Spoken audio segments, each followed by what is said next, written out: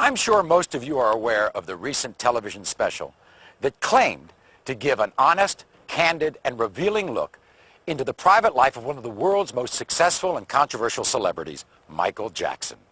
The revelations were explosive. The ratings were enormous.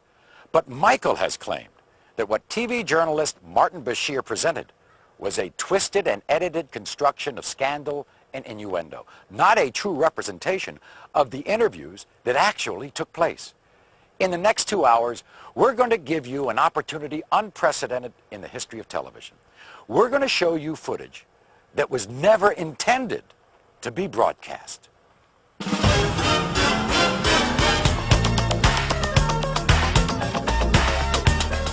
Tonight, the private video from Michael's own cameras. Cameras that shot the Michael Jackson interview.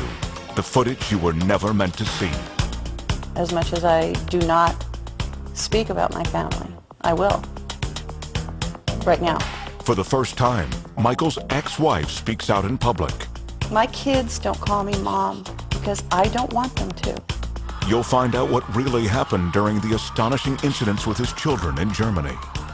And I've seen better. People that flip their kids up in the air and do somersaults and catch them. To be honest with you, I think wait another 4 or 5 years, the kids will come in front of a camera and they will defend their daddy. You'll hear about Michael's childhood. One of the things I can see this man tried to do, he tried to pin something on me where I was real brutal. You'll find out how Michael really feels about his father. He doesn't know this, but I walk in the room and his presence will be there and I'll faint. You'll hear about Michael's surgery that the other special didn't mention. The whole top of his head caught fire right in front of my eyes. You'll hear the truth behind Michael's children and their disguises. Michael's very proud of his children. I'm the one who's terrified. You'll go behind the rumors of the Neverland Ranch. Never did. I would slit my wrist if I were hurt. And find out how those rumors have driven a family from their home. Gavin called me. He was crying on the phone. He went in gas station. The kid in gas station, they start kidding. Oh, you are the kid doing this with Michael. You slept in Michael. They ruined this kid's life. You'll hear from the people closest to Michael. I've heard someone say on the television that no one should be allowed behind those gates at Neverland, especially the children. They don't even know what they're talking about. Plus, a surprise revelation from the man behind the Michael Jackson interviews. There'll be a lot of controversy about this. This is tabloid stuff. Well, you're beyond this. I know. You're a respected Well, journalist. All tonight on the Michael Jackson interview. The footage you were never meant to see. Hosted by Maury Povich. With Mr. Bashir's full knowledge, Michael had his own behind-the-scenes camera documenting the major interviews.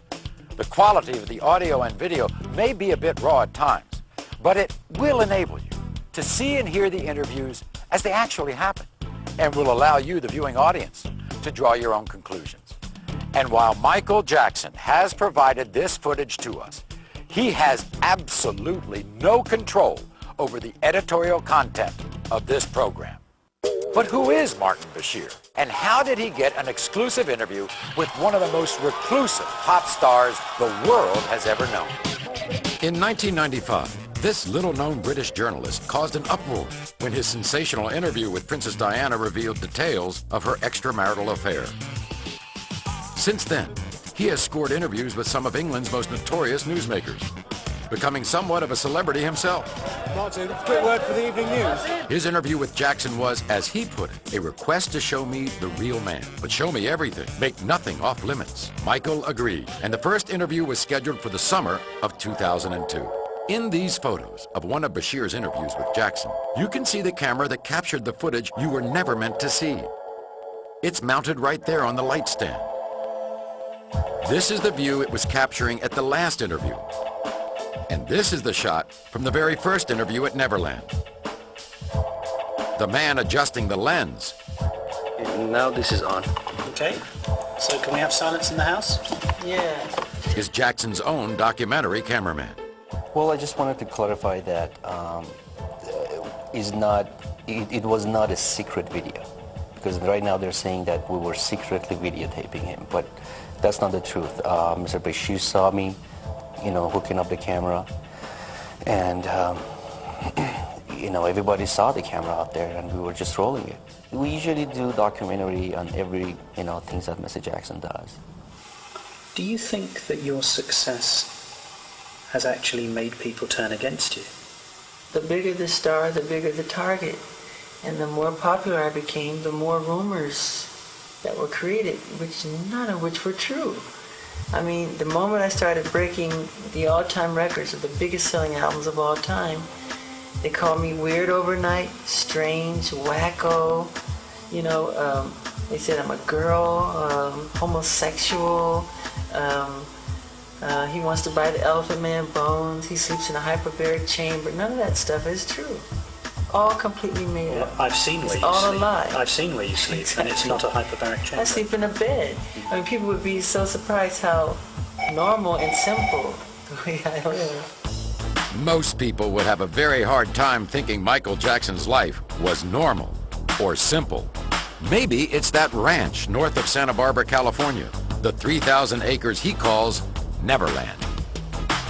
Neverland is an extraordinary, a breathtaking, a stupendous, an exhilarating, an amazing place. I can't gather together words to describe Neverland. What inspired you to make a home like this? What inspired me? It was so easy because it was me being myself, creating things that I love. And what I love, kids happen to love, or the child that lives inside the adult happens to love. You know, it is so easy because I'm just putting behind the gates everything I never got to do when I was a kid. Tell me why, is it so? Don't wanna let you go. I never can say goodbye, girl. Do you have regrets about the way your life has been? Somewhat. And what do you regret? When I was really little, when 11 and 12, I was under contract with Motown, and I would have to go to the recording studio. I had to go and make these albums because the summer tour was right around the corner, and right across the street from the recording studio was a ballpark, and I could hear the kids, you know, the roar of the crowd and playing and catching ball and having fun and playing tennis. And some of those times I so passionately wanted to just go over there and just play a little bit and not go to the recording studio and sing. Just to, you know, have some fun with the kids. And I couldn't.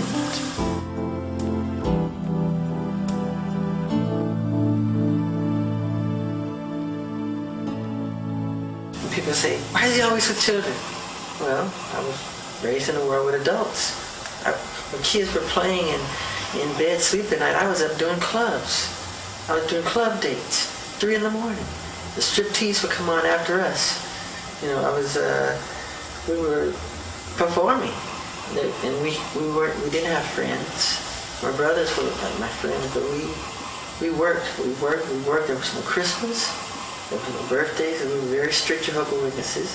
So I'm compensating. Nature makes sure that I compensate for the lost. So when you come behind my gate, you'll see amusement park, you'll see animals, you'll see everything I never got to do. There's candy everywhere.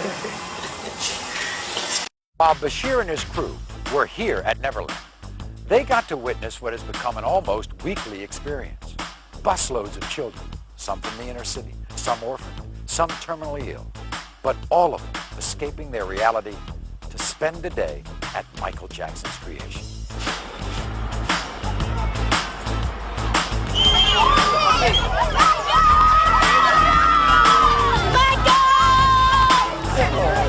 Listen, kids.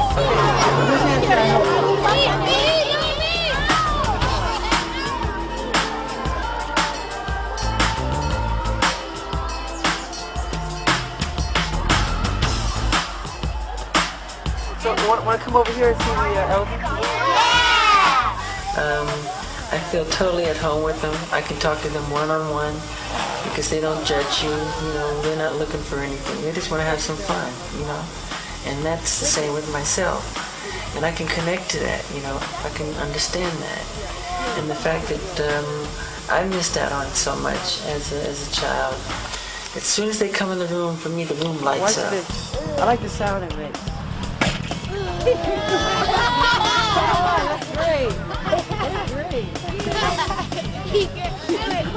Because they're really funny. Oh my God, they're funny. Didn't one of them say something funny to you yesterday about... Yeah, one of the boys said to me, he said, he saw all the rides and all the amusements, and he said, Michael Jackson, you own all of this? I go, yeah. He said, you paid for all of this? I said, yeah, I did. And you still have money left over? That's exactly what he said to me. I said, yeah. I said, yeah. He goes, I can't believe it. He said, I can't believe it. That's exactly what he said. He was amazed that I still had money afterwards. We're Make-A-Wish staff members, and we are escorting all the Wish families that came to meet Michael. It's just great to be a part of it and see how happy they are.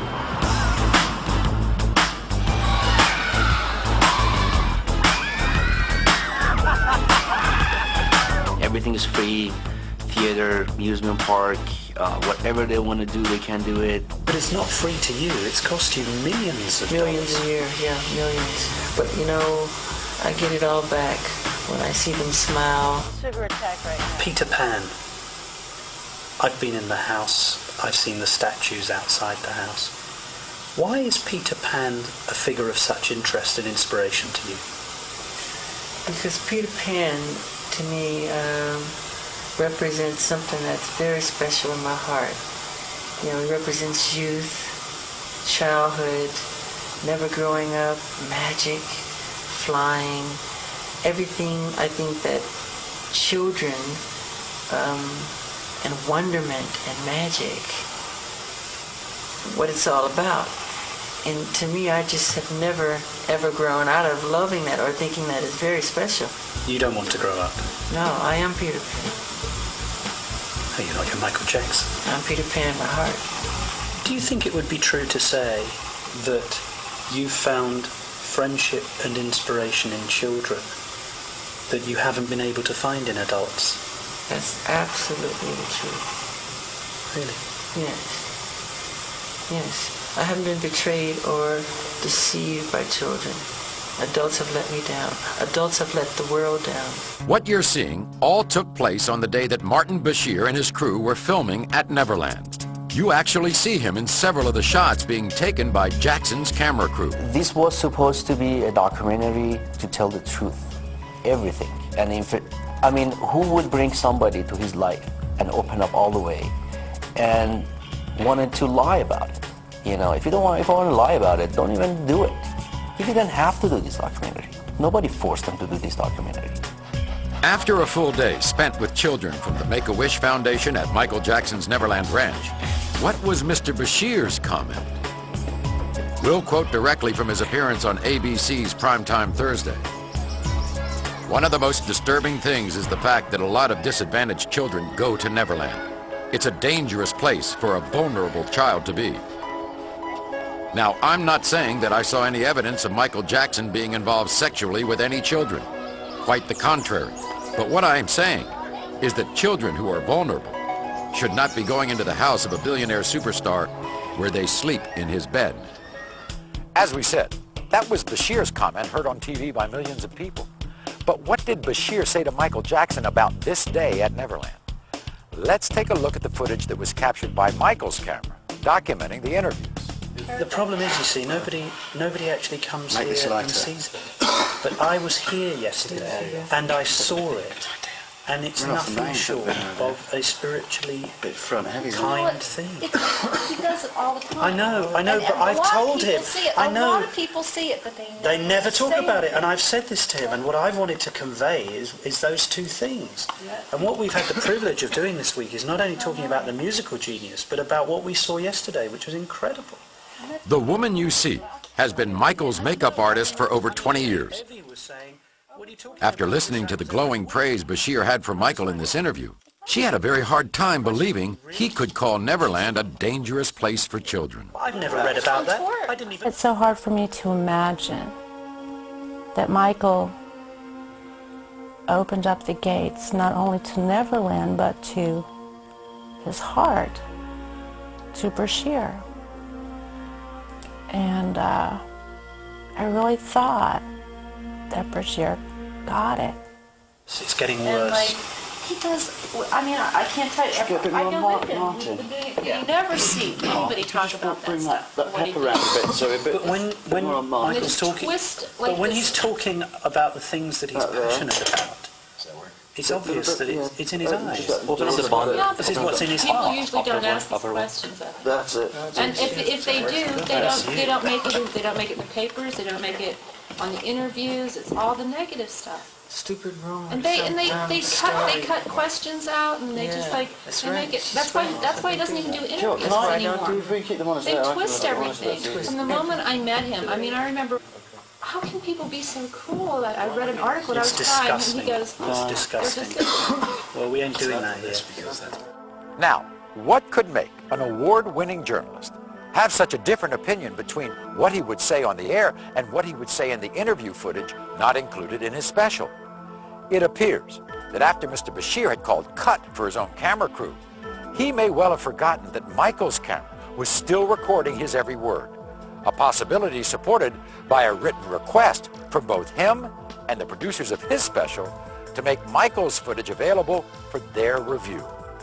The different opinion expressed by Mr. Bashir regarding the safety of the underprivileged children who visit Neverland is only the first of several contradictory moments captured on tape, all of which you will see and hear on this program. When we come back, an exclusive interview with Michael's ex-wife. As much as I do not speak about my family, I will. Right now. Michael makes a long overdue confession. You had sex with Debbie. Yes. I know that's difficult for me to say because you're so embarrassed. But you actually had sex with her. You can see those children. Yes. And Debbie tells us about the result. And then his son was born. And the look on his face. Plus, a very surprising revelation from Michael's private cameras. All when we return to the Michael Jackson interview. The footage you were never meant to see. Be careful what you do. Don't go around breaking young girls' hearts. And mother always told me, be careful who you love. And be careful what you do. Because the lie becomes the truth. Hey, the Billie Jean, not my love. She's just a girl. That I am the one. But the kid is not my son. She says I am the one, but the kid is not my son.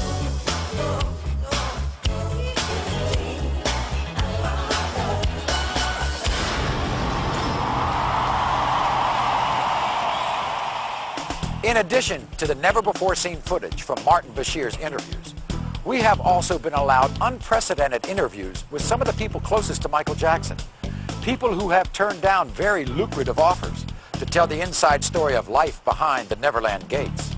They break their silence for the first time, and not for money. No one interviewed for this show received any payment to tell their story.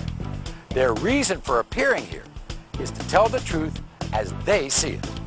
And the person who has most avoided the glare of the spotlight is the person who was perhaps the closest to Michael, the woman who was his wife and the mother of his first two children, Debbie Rowe. What's happened in the past is things have been taken out of context, twisted around. If I can help straighten it out, as much as I do not speak about my family, I will. Right now. When I was talking to Prince one day, he said to me that he didn't have a mother. He said he didn't have a mother. Yeah, I said, Prince, where's your mummy? And he said, I haven't got a mother. That's right. Did you tell him to say that? What do you think he means when he says, I haven't got a mother? Like he said he didn't have a mother. My kids don't call me mom because I don't want them to. They're Michael's children. It's not that they're not my children, But I had them because I wanted him to be a father. I believe that there are people who should be parents. And he's one of them. And he is such a fabulous man and such a good friend. And he's always been there for me. Always. From the day I met him. I could do something for him, and this is what I wanted to do. Most people think Michael and Debbie's relationship was very short-term. Actually, they met over 22 years ago. Was it intense, bam? No. No, it was over time. It was over time. I think it was 18 years, 17, 18 years that I knew him when I had Prince. In that time, they've gone on some very unusual outings, often with Michael in disguise. Yeah, he'd call, what are you doing? Nothing, what are you doing? When I go to the video, yeah. You know, we'd sneak out without security. We got caught. And I said, oh my God, this is like a Beatles film. We're getting chased by people.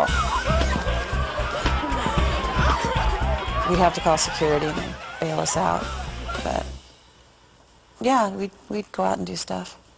So you'd go out to the ranch. Sneak him into premieres and things.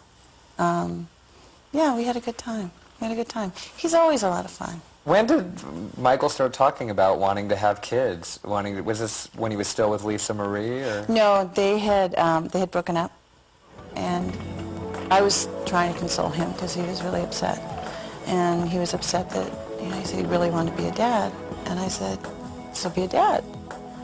And he looked at me puzzled, and I said, let me do this. I want to do this.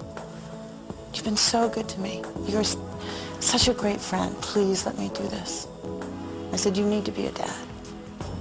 I want to do this. And no. I nagged him into it, if you will. She's a wonderful person, too. She knew that Michael Jackson loves children. Yeah. And she knew that Michael Jackson wanted children. That's why. And she was... You need to be a daddy. Right. She said you needed to be a daddy. More than she needed to be a mother. Yeah. She wanted to do that for me as a present. And if you're talking about romance, maybe then, if you want to have a marker,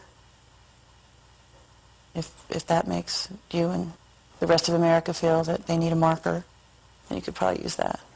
Once Debbie's pregnancy became common knowledge, the tabloid world had one burning question.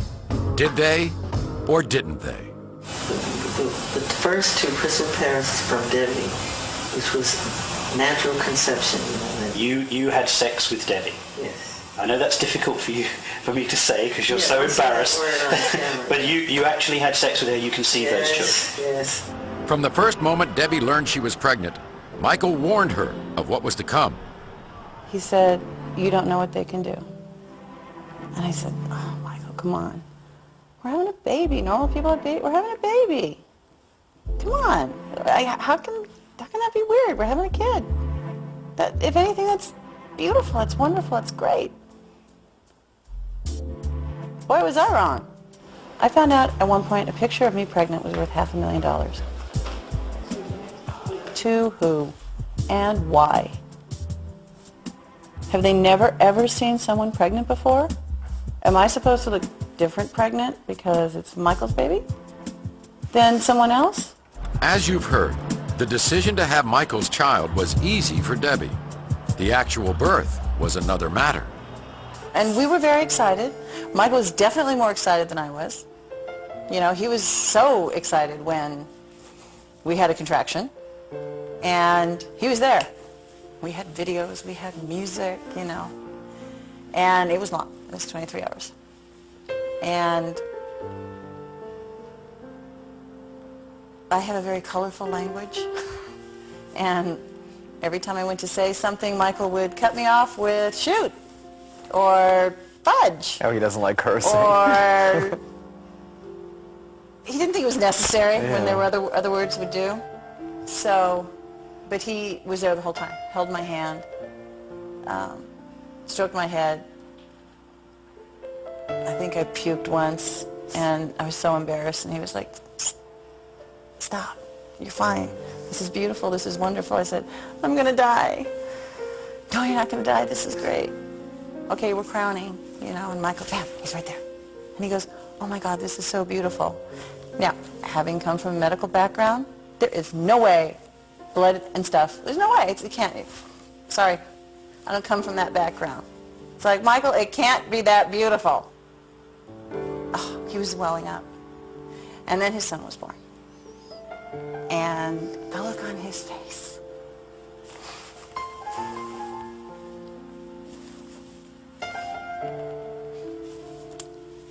Talk amongst yourselves.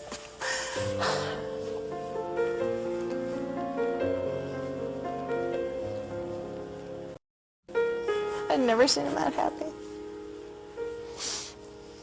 And that's what made it wonderful for me, was to see the look on his face. The birth of Prince Michael was soon followed by a sister, Paris. Yeah, we kind of told we should wait. You know, I guess there's a suggested waiting time, but I was flying to Paris all the time. That's actually how she got her name. That's where she was conceived. Do you not think, though, that your children would benefit from contact with their mother? No, but she doesn't. It's private information. She doesn't. She can't handle it. She can't handle her own children. Yeah, I can't reveal that because I don't want to make anybody upset. While Michael may seem reluctant to discuss Debbie's absence from their children, Debbie had no reluctance whatsoever. People don't understand that, and they want a traditional, they think that something has to be traditional, and they have this notion of beaver cleaver. That wasn't reality in the 50s, and that's not reality, you know, in the 21st century. We have a non-traditional family, and if it makes people uncomfortable, it's a shame that they're not more open. We are a family unit. Michael and I will always be connected with the kids. I will always be there for him. I will always be there for the children. And people make remarks, oh, I can't believe she left her children. Left them? I left my children? I did not leave my children. My children are with their father, where they're supposed to be. She preferred them to be with me than with her. So, this mother carries both children for 9 months in her body, and she gives birth to them, and she prefers that they have nothing to do with her. Split up because they got to a point where I couldn't deal with it. I couldn't deal with the fact I couldn't go to the grocery store. For 2 reasons. One, I'd get followed. 2, I'd have to look at crap on the newsstands that are right at the register as you go out that wasn't true.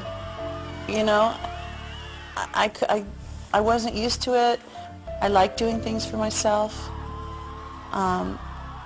Michael's more than generous. He said, we don't have to go to the grocery store. No, but I want to. I really want to. I want to go back to what I can go back to. That was what I was used to. That's where I'm comfortable. Doing this is very uncomfortable for me. Talking about these things is extremely uncomfortable for me. But it's hard when you're an entertainer, you know. It's hard to have a marriage, and I mean, one day I'll be married again, but it's too soon. I went through 2 tough divorces. So I'm married to my fans. I'm married to God. I'm married to my children. I'm married to life. Coming up, the notorious incident that had the whole world talking. And it happened for like 2 seconds, but when it gets on the news, we slow it down. Michael's mother reveals what it was like to grow up in the Jackson 5. Joseph didn't beat him or anything like that. We just disciplined him out of love. And we find out why Bubbles had to go. Because since they get to an age like teenage kids do, where they want to challenge their parents. All when we return to the Michael Jackson interview. The footage you were never meant to see.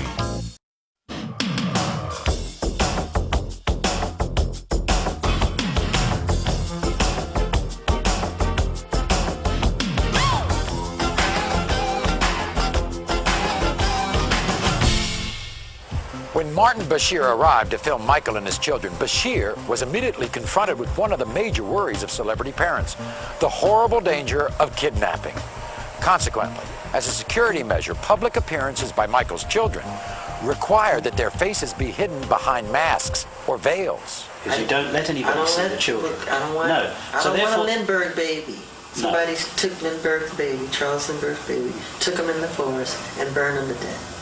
Okay, so I don't want that to happen to my children. Bashir's repeated questioning fails to establish one important fact: whose idea it was to wear them. I obviously have some influence, as their faces are still covered. That was my request, not his. Michael's very proud of his children. I'm the one who's terrified. I'm the one who's seen the notes. Someone's going to take his children. They're not. They're not. Whatever can be done, they're not. There's nothing more terrifying than looking at a piece of paper that says, I'm taking them. And I said, you know what? I wore a scarf, no big deal. Pretend it's Halloween. I don't want people seeing them. Because the press they can be very mean.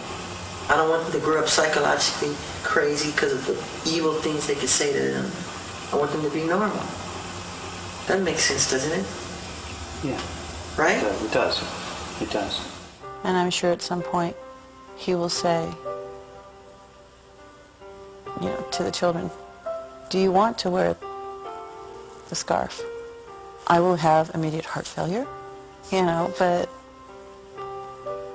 you know, he's not going to make his children do something they don't want to do. He's not that kind of a parent. Not at all. And I truly don't see why everybody focuses on that. I mean, is it a fashion statement? Are the scarves not matching? You know, we'll work on it. While some people may have a hard time with the intense security measures Michael and his family have to follow, there was one particular occurrence in Germany that had many people questioning his children's safety.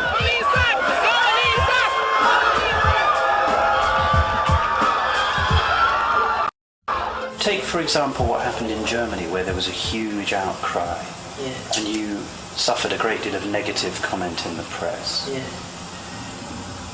Was there no one in your group who said, Michael, even though you're not going to damage your child, and you would never harm your child, but Michael, if you dangle blanket over a balcony, you are going to be severely criticised? No, because Was there no one in the room who would say, Michael, don't my do it? governesses were up there. And they didn't say no? No, because I was holding that baby strong, hard, tight. No, that's exactly what I'm saying, You know, though. and I know better. And I've seen You know better. people that flip their kids up in the air and do somersaults and catch them. And, you know, I get caught up in the moment. It's holding on tight. Just let them give a wave. And, but, this is, and it happens for like 2 seconds. But when it gets on the news, they slow it down. They don't show the crowd. It makes me look like I'm this eccentric idiot dangling his baby over a balcony like a nut. I think the media took it and ran, like they do everything else. Yeah. And it's just like, oh my God, he's not dropping the baby, please. Please. They blew it up into something it's not. That We was know about so misunderstood. Explain it. What don't we know about? What should we know about him we don't know? All right, I'll tell you from the very beginning. Good. He had such a grip on that child. And if you look at it again, he's got that child so tightly held under the armpits. You're showing it now. Yeah, he is. Got it pretty tight under his arm. Governance was up there, security was up there, Other people, I took my other children up there and did the same thing.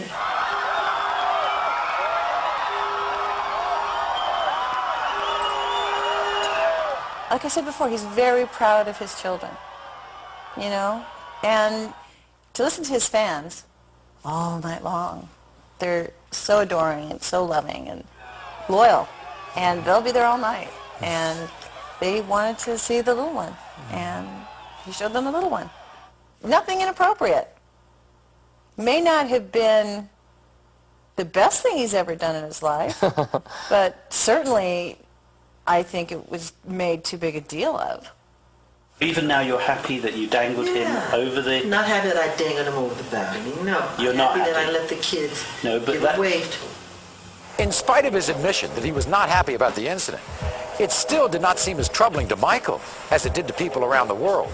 A point Martin Bashir made both in his TV special and in his comments on Primetime Thursday after the show aired. He said that they are restricted, they are overly protected. I was angry at the way his children were made to suffer. What he said about Michael's parenting skills in the footage that was not aired appears to paint an extremely different picture. And we must stress, what you're about to see and hear happened during Bashir's final interview with Michael, long after the incident with the baby on the Berlin hotel balcony. One of the things that I noticed about you over the last year is your relationship with your children. And I have to say to you, and I didn't know you before, and you haven't put on a front, your relationship with your children is spectacular. I love them. And in fact, it almost makes me weep when I see you with them, because your interaction with them is just so natural, so loving, so caring. Thank you so much. And everybody who ever comes into contact with you knows that. I'm crazy. I would die for them. I mean, I'm crazy about them.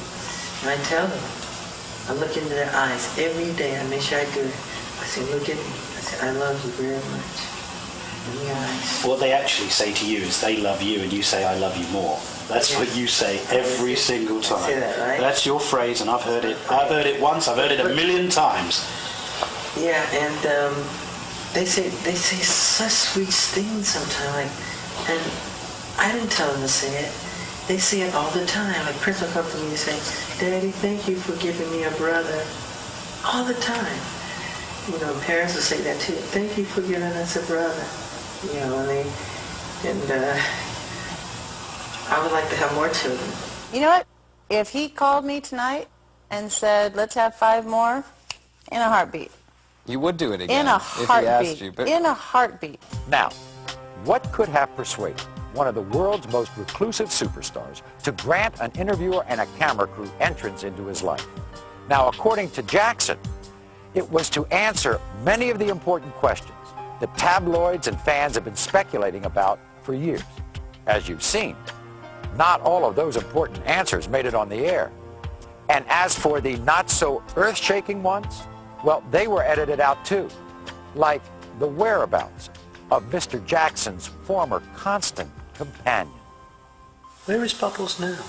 Bubbles is, he's with a caretaker with like 40 to 50 other chimps, because chimps, they get to an age like teenage kids do, where they want to challenge their parents. Like if your father tells you to do something, you go, why? Why do I have to do it, Dad? And chimps are very much like that too. They'll challenge you, and it can become dangerous in a way, you know. And if they get angry with you and decide to take you on, it's no match. I mean, they're very, very strong. If they can take your finger off, they're very powerful. But while Bubbles was living at Neverland, Bubbles, the other animals, and Michael were virtually inseparable. Many people made fun of me with my animals, you know. If I come home from a hard day at the studio and I come home to my deer or my chimps, and I can hug them and they don't ask you anything, they don't complain, you know, they don't gossip. They just want a hug and some love and get on with it. You know, where's the pizza? Whip out the ice cream. Because the chimps, they love snacks. And, you know, they run around and they help me clean the room and they help me fix up things, you know, and their DNA is literally identical to ours if you look in the microscope. And they're amazing. Chimps would help you clean the house? Yeah, they help me clean up my room. They help me dust. They do windows. They flush the toilet after they use the bathroom. And you let the chimps use your own bathroom? Sure, yeah, of course. Bubbles would go himself.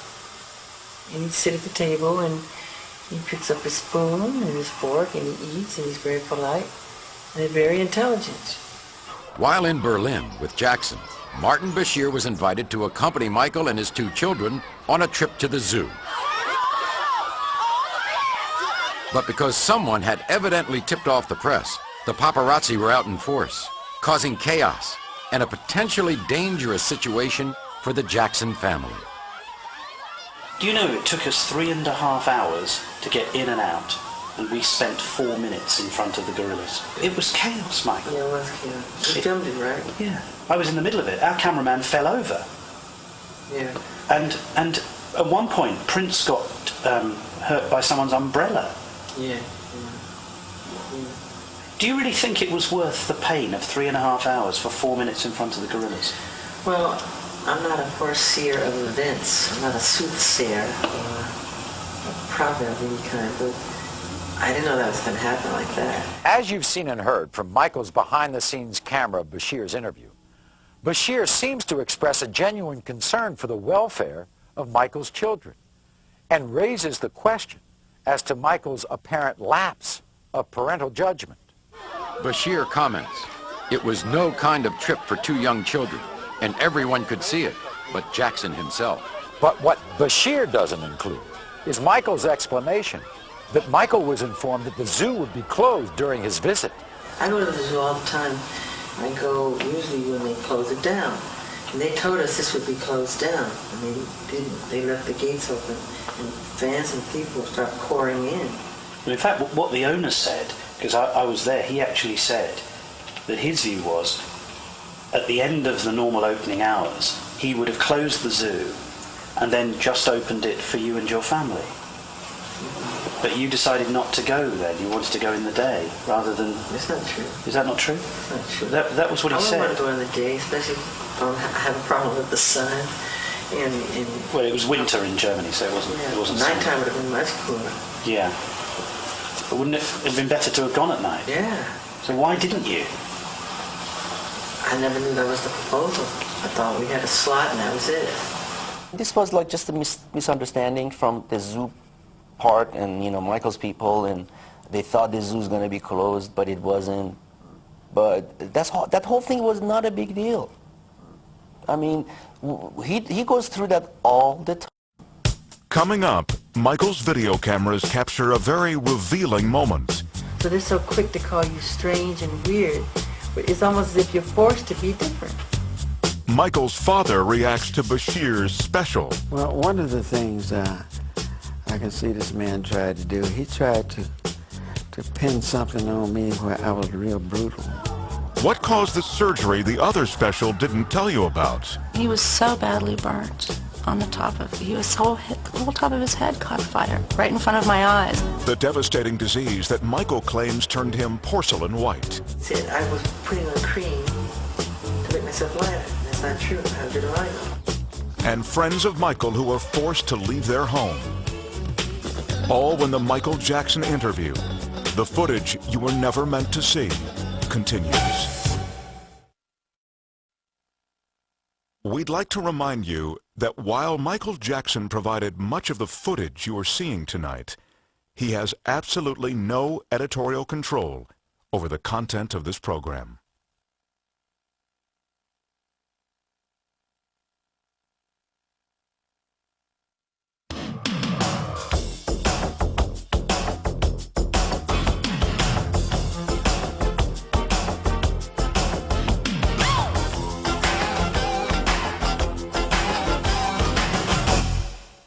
In the past hour, you've seen a British journalist ask some tough questions. What hurts you most? When they lie. The lies. They're complete lies. And some tougher questions. You had sex with Debbie. Yes. I know that's difficult for me to say because you're so embarrassed. You're about to hear Michael Jackson's family rally around him, voicing their support. They can go and talk to these children all they want. They're not going to find anything. What they need to do is leave him alone. And voicing their disagreement. I hear Michael saying that he's lonely, but back in those days, Michael had his brothers. He had all his brothers to play with. You've seen Michael's ex-wife come forward for the first time with expressions of emotion. I'd never seen that happen. And that's what made it wonderful for me. And expressions of strength. I cannot leave my children. My children are with their father, where they're supposed to be. But most of all, you've seen Michael Jackson's own private cameras catch the good, I think God outdid himself when he created children. the bad, If you dangle blanket over a balcony, you are going to be severely criticized. the strange, You let the chimps use your own bathroom. Sure, yeah, of course. Bubbles would go himself. and the strangely human. I am Peter Pan. Are you not your Michael Jackson? I'm Peter Pan at heart.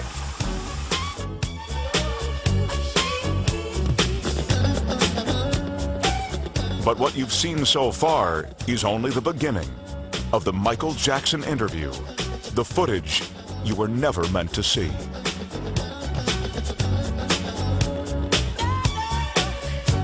Oh, baby, give me one more chance. Show you that love. Won't you please let me back in your heart? In addition to revisiting the interviews with Michael Jackson that were contained in the ABC special, we've also asked members of the Jackson family to comment on the information that the special chose to include. While the Jacksons are a very supportive family, not all of what they have to say is in complete agreement with Michael. And many of the comments you'll hear have never been revealed publicly until now. We tried to get above all of this, the way of being united together. We don't like what some of the things are being said out there, but when you're number one out there all over the world, you get those kind of pot shots at you at all times. You've been so successful and you've amassed so much wealth. You never need to work again. And yet you don't seem to be able to enjoy it. It seems that you're restricted somehow. I enjoy it through my children. I enjoy But I'm it. talking about you.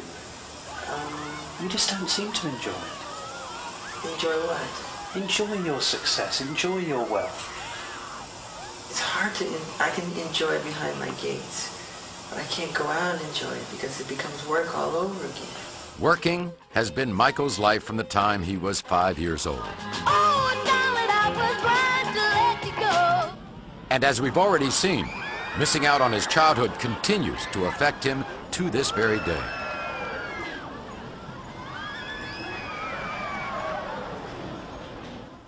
You often seem very lonely. Is that true? I used to be very lonely, painful lonely. So you have no idea. I used to walk the streets looking for people to talk to. I hear Michael saying that he's lonely, but back in those days, Michael had his brothers. He had all his brothers to play with. Yeah, all of us. Oh, and so, you know, and the kids that he bought all the candy around, he buy so much candy, and kids would be in a circle, standing around in a circle, and they all be eating candy off the allowance I had given him. But one thing he enjoyed to see those kids eating that candy, he'd be laughing. Weren't you surrounded by your family, by musicians, by people wanting to be your friend? You were an international superstar. How can you say you had no friends? Because those people spoke to me on a language on another level that was musical, that was entertainment, but to get away from that, to separate oneself from that, and to try to discover the fun things about life. When do you feel lonely? When do I feel lonely?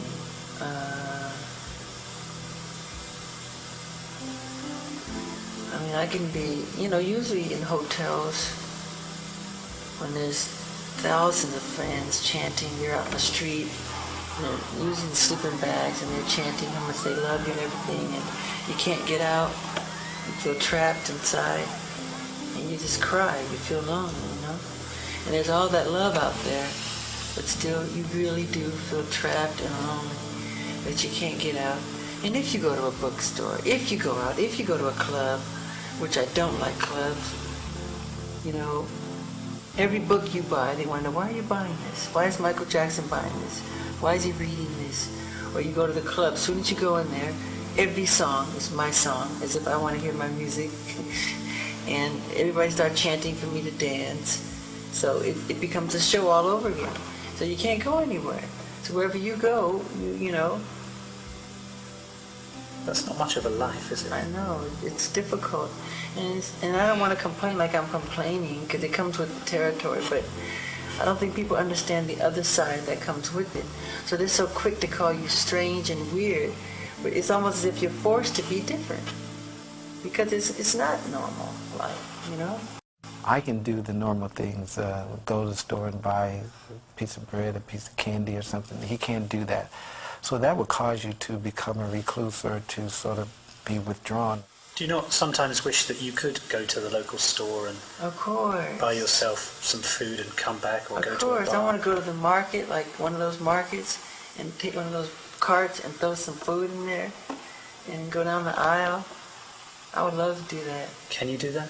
No, of course not. Of course not. I tried, and the whole place stops. You know, and everybody's chanting and getting your autograph, and it's hard. It doesn't work. That's why I love putting on disguises. One of the disguises Michael would wear in public was from his music video, Ghost. A makeup process that took several hours and would turn him into a completely unrecognizable and very large white man. I'll sit on a bench at Disneyland, a fat suit. I just sit there and I love it. I learned so much. Watching people, studying people's characters. And that's what I like. I like going inside. And that's the same thing with performance. You can tell right away when an artist, you can read it on her face when she's dancing. She's counting 1 and 2 and 3 and 4 and 5 and 6. And you can see it. But that's the wrong concept for dance. Dancing is about feeling, not about thinking. So when they count, they're thinking. You should feel, become the bass, become the drums, become the guitar and the strings. You just become a oneness, you know?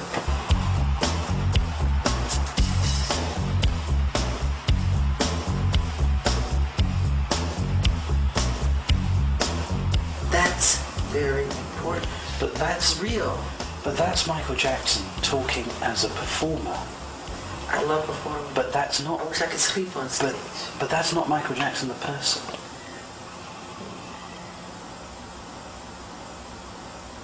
One of the most compelling and revealing lines of questioning that Martin Bashir pursued had to do with the strict discipline that Michael and his brothers endured at the hands of their father. Unfortunately, this is footage that Mr. Bashir and his producers have not allowed us to show you. But we can tell you that it was a very emotional description of beatings with belts and the cords from irons. You remember when you said to me that you just wanted to run away from your father? I hid. I used to hide. Well, one of the things I can see this man tried to do, he tried to pin something on me where I was real brutal. And raising these guys, Jermaine and all the rest of them, they all got whippings. But they didn't get no beatings, you know. They got whippings. And we were disciplined in the way that which he knew. And during that time, all children and parents at the time, they whipped their kids. We had to be in before the lights were on at night, and we had to ask for things. And I thought it was great because it allowed us to become what we became. We never got on drugs. We never got in trouble. And I see the difference from my upbringing as when I came to California, and friends that I went to school with, how they would curse their parents out and slam the door and disrespect them. Joseph didn't beat him or anything like that. We just disciplined him out of love. And the Bible says if you love a child, you will discipline them. The discussion of the strict discipline and verbal abuse by Michael's father went on for almost 8 minutes in Mr. Bashir's finished special. But what he did not include was a short but very revealing comment from Michael about his father. He just I don't think how much he hurt me when he was little, but he's a genius. The man is a genius. At the same time, he is a genius. He really is. But Michael, he injured you when you were a child. Yeah, but look what came out of it. Well, maybe I wouldn't have the affection for the kids that I have today, wanting to help them.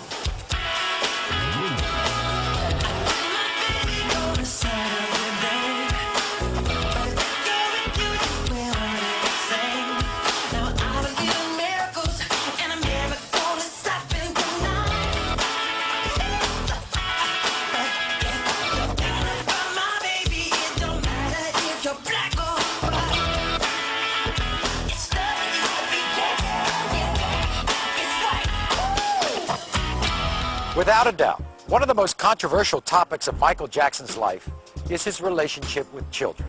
The scandals and rumors surrounding allegations made against Jackson are the subject of seemingly endless speculation. As we told you before, Michael Jackson has no editorial control over the content of this program. What you see and hear is intended to be an unbiased presentation that allows you to draw your own conclusions. some years ago, you yourself were about to embark on a tour, and allegations were made about you and children. What about 1993? What happened? What was Michael Jackson doing? Because they don't know me. They don't know me. All that was false. Complete innocent guy. I would never do that. I would slit my wrist before I would hurt a child. He would never hurt a child. Never. It's not in him. No way. He would never do anything inappropriate with a child. It's the furthest thing from his mind. When those allegations came, 93, I think it was devastated. I mean, talk about going for the jugular. At every opportunity, the media has dissected and manipulated these allegations to reach their own conclusions. I ask all of you to wait and hear the truth before you label or condemn me. I watched Michael after they accused him of that child molestation. But at first he was a little lonely and all, but he never stopped because he knew it wasn't the truth. And he never stopped loving children. No, that's what I admire about him. He keeps going. He's not going to give up. And he's going to still give to all of us. I just know it. And Brashears will come and go. You know? Michael will live forever.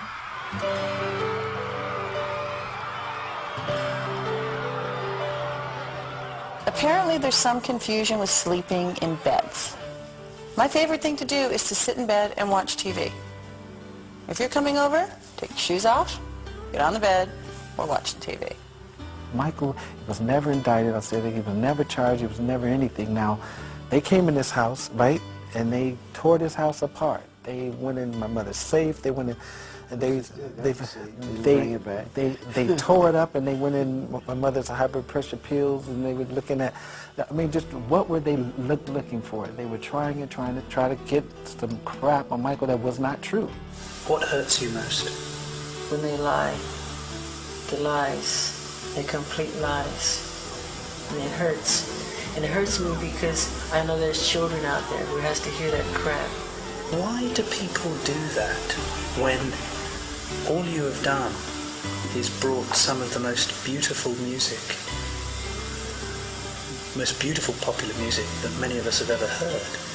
Why do people want to judge you if you've done, all you've done is been an artist and brought wonderful music? Because with success, people become jealous. It hurts to be misunderstood. No matter how much you try to put people on track, there will still be some judgment. Things said that it's so far.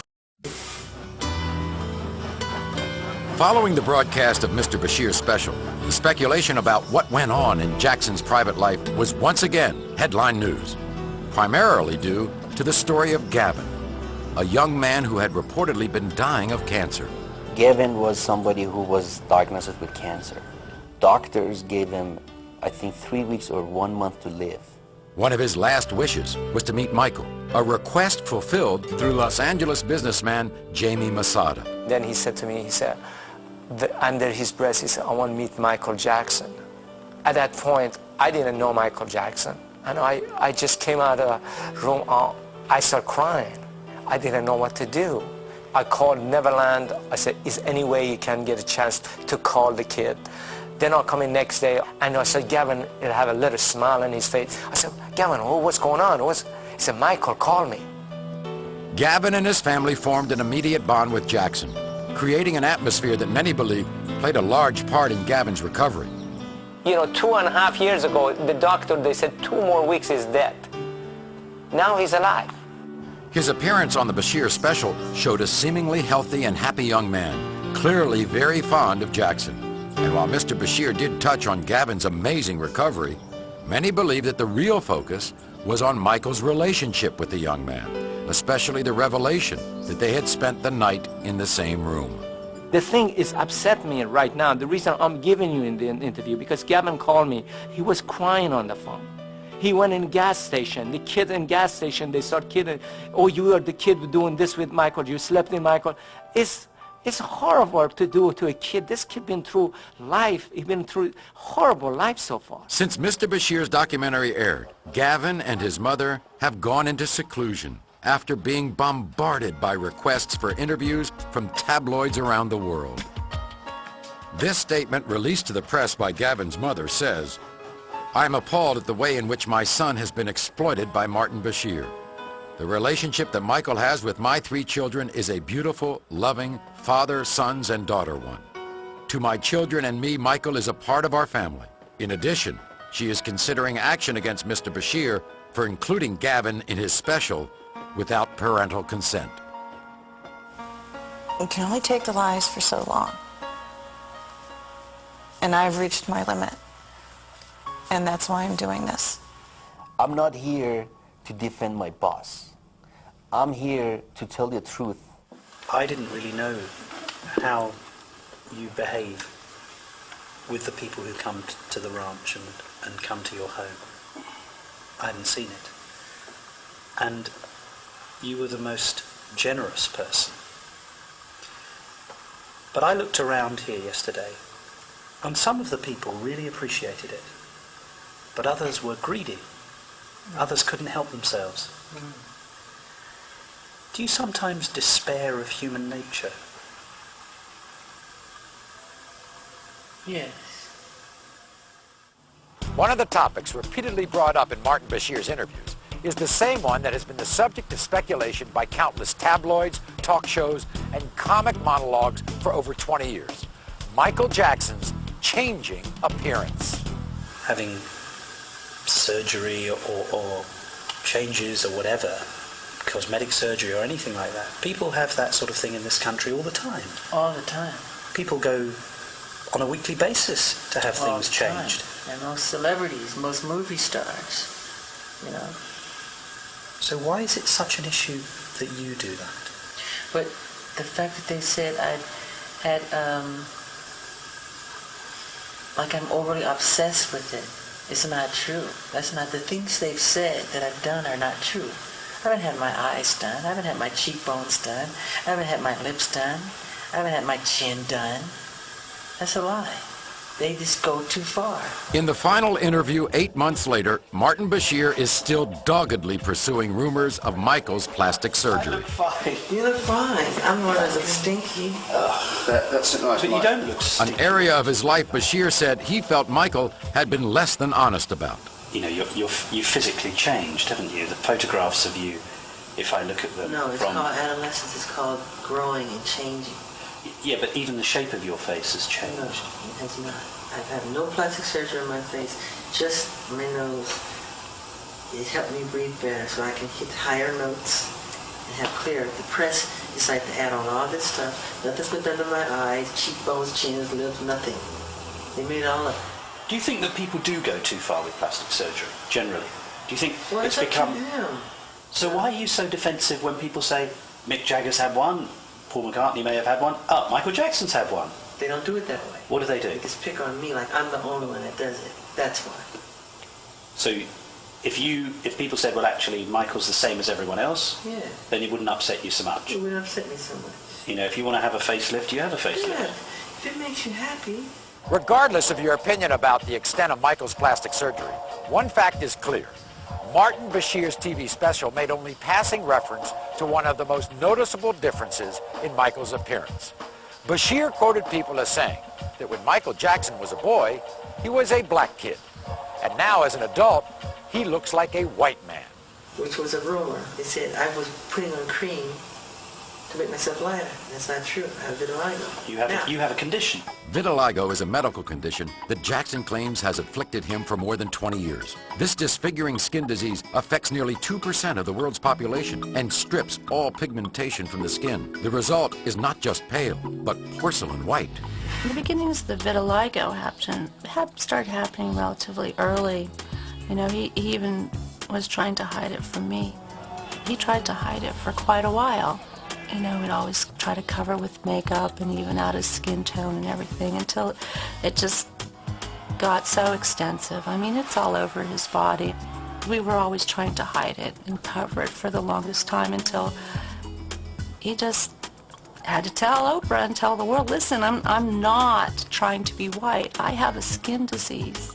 The loss of pigment exposes vitiligo sufferers to great risk of skin cancer, requiring constant shade from the sun and thick makeup or sunblock to lessen the exposure. You know, in the beginning, I tried to cover the light spots to the darkest part of his skin, but then it became so extensive that we had to go with the lighter part of the skin because his whole body was reacting. He'd have to be in complete, full body makeup every inch of his body. You know, so it was easier to make the transition to him being to the lighter shade that he is. But for Michael, one of the most painful side effects of vitiligo is the reminder of the earlier skin trauma that humiliated him as a child. You talked about how when you went through adolescence, you had a terrible time. Yeah. And in fact, I had a look at some pictures of you during that period. And you did have a lot of spots. Yeah. Yeah. And being shy as I am and was, then even worse than. Terrible. It was like a disease. Perhaps the most startling omission regarding Michael's history of plastic surgery came during a discussion of the procedures that Michael admits to having. You're saying you've only ever had one piece of surgery on your nose? 2. You've had 2? As I can remember. This is where the TV show stops. But had they included Michael's answer from just 10 seconds earlier, they would have allowed him to remind us of a serious injury that severely affected his appearance. No. I was severely burned. Yeah. But apart from having that surgery because of obviously the injury of the fire. January 27, 1984. Michael was shooting a commercial that attempted to duplicate a concert performance.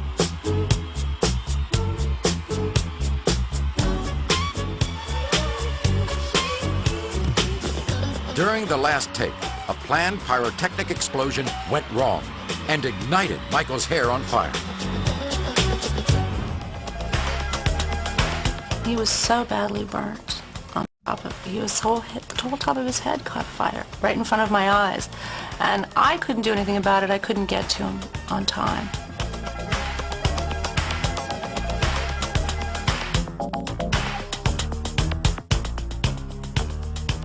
But Miko, Marlon Brando's son, was able to push away the barricades and jump on him and put out the fire with his bare hands.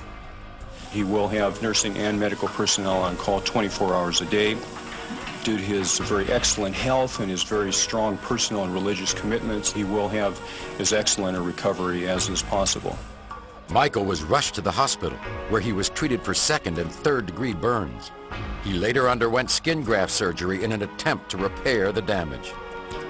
But as we noted, as severe as this incident was, it was completely ignored by Bashir. You had nothing to your cheeks? No. These cheekbones? Yeah. No. You haven't had any inserts? No. My father got... What about your dimple? Can we get on this plastic surgery garbage? This is tabloid stuff. Well... You're beyond this. I know. You're a respected well, journalist. I know. The problem You're is... getting tabloid. When we return, we'll take another look at some of the answers that were never heard. They call me weird overnight, strange, wacko. You know, they said I'm a girl, homosexual. He wants to buy the Elephant Man bones. He sleeps in a hyperbaric chamber. None of that stuff is true. And some of the differences in opinion. So you're happy you did it now? Yeah, because I've shared. Even though you've been attacked, even though people in America say you shouldn't look after your own children? Yeah, but a lot of people said, leave him alone. Shut the hell up. A lot of people. All caught on Michael Jackson's own camera. When we return to the Michael Jackson interview, the footage you were never meant to see.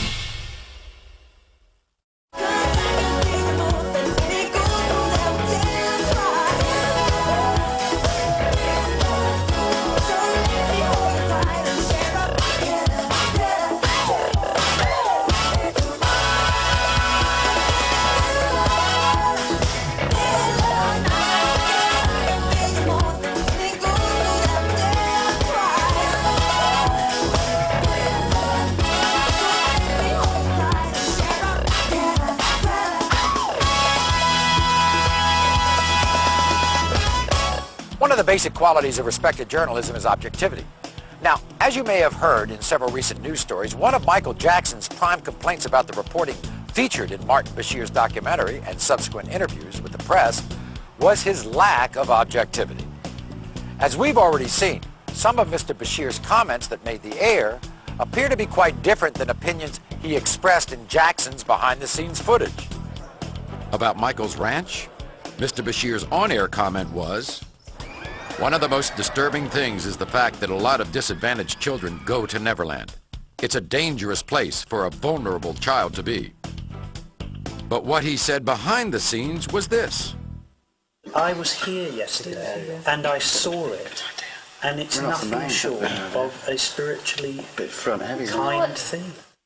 This comment about Michael's method of raising children was included on Bashir's special. They are restricted. They are overly protected. I was angry at the way his children were made to suffer. But this was not. Your relationship with your children is spectacular. I love them. And in fact, it almost makes me weep when I see you with them. Another of Jackson's complaints about the documentary is the non-inclusion of certain statements that he feels are pertinent to objective reporting. Like when Bashir devoted almost 8 minutes to the abuse by Michael's father? You remember when you said to me that you just wanted to run away from your father? I hid. I used to hide. But did not include this short and revealing comment. He hurt me when he was little, but he's a genius. The man is a genius. On Michael's taking his children to the zoo, Bashir says it was no kind of trip for 2 young children, and everyone could see it, but Jackson himself. But what you don't hear is Michael's response. I go to the zoo all the time. I go usually when they close it down. And they told us this would be closed down. And as far as probing for the truth about Michael's changing appearance, the subject of vitiligo was virtually ignored. And the severe burns and reconstructive surgery were never mentioned at all.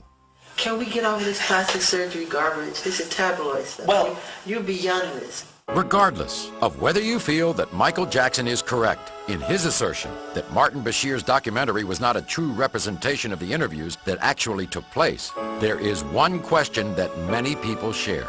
How could Michael Jackson, a 44-year-old man who has spent most of his life in the spotlight, have allowed himself to open up to a virtual stranger? This footage from Michael's camera may give you a better understanding. That was great. Thank you. That was really, really special. It seems to me that through history, people, they really want to make someone big, and they want to be, oh, this person is so talented, and we've got to make them godlike, and they have to be perfect. And then as soon as they're there, they get more joy in tearing someone down. Eventually, when you talk and you say it like it really is, you just light up. That's what. It's about bringing out what you're about. That whole special was, it was just an attempt to tear him apart, and he trusted. He trusted Martin Bashir. They took this thing back to the studio, and they took a lot of things out, and the way this thing was narrated, it was just not fair. Why have you and I spent the last You 30 years never hearing that? Why have I never No, you tell me. I'm always continuously. They want to make you out to be crazy. And then slowly he started bringing his own opinion into the picture. As a reporter, as a news, I like to see the truth, then I'll decide what my take would be on it. Aren't that being honest, Turtle? You know me long enough. Yeah. I'm being completely No, it's honest. not just you though. You can see that. Bashirs will come and go, you know? Michael will live forever in everybody's hearts. Why? Just spoken to him and allowed him to speak.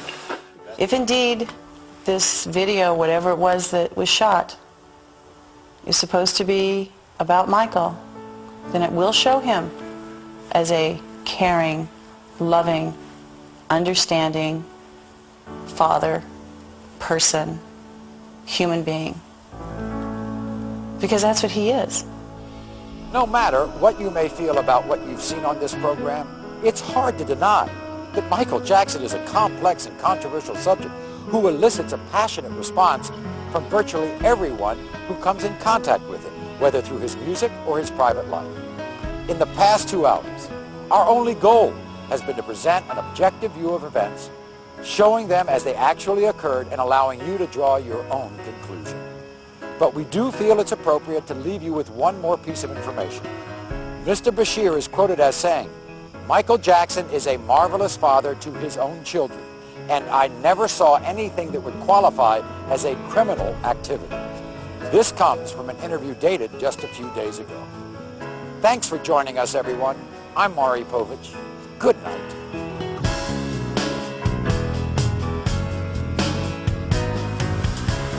Do you sometimes despair of human nature? Yes. Yes, of course. I mean, can you ever do anything that's right? No. No. No matter what you do, there's always somebody that will say something about it. They're opinionated, you know? No matter what you do. No matter how good your intentions are, there's always some jerk, some mean-spirited person to try to bring you down. And all you wanted to do is bring some love and some joy, and that's all.